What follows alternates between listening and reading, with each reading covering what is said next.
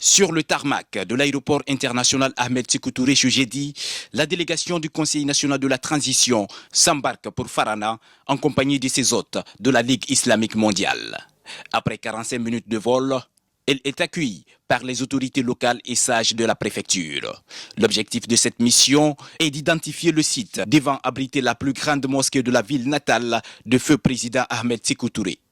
Une initiative qui découle de l'offensive diplomatique enclenchée par le président de l'institution parlementaire, Dr Dansa Kourouman, qui vise à offrir une mosquée à cette population répondant à toutes les commodités. Nous sommes à Farana dans le cadre d'une mission que le président du Conseil national de la transition nous a confiée.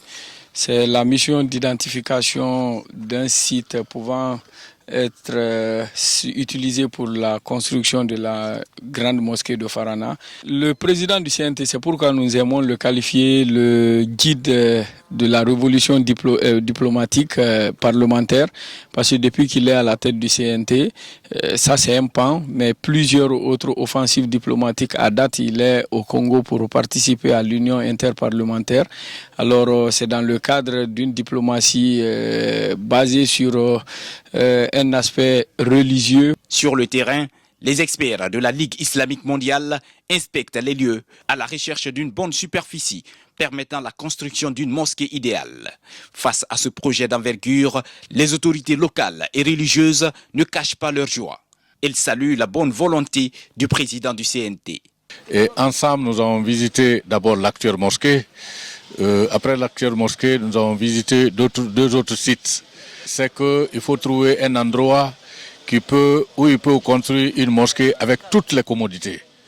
Il faut avoir la mosquée elle-même, il faut avoir une école, il faut avoir le logement de l'imam, il faut avoir une morgue. Nous avons trouvé un site à Neredouni où nous avons une réserve de l'État de 39 hectares. Et tous les fidèles musulmans sont très contents pour cette initiative.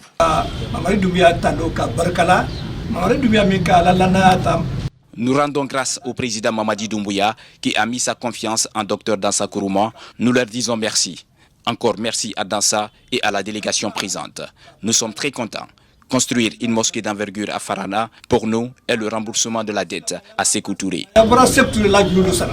Ce geste démontre la générosité du président du Conseil national de la transition.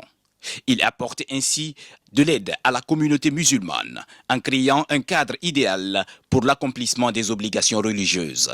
Un projet ambitieux qui devra offrir à la population de Farana une grande mosquée.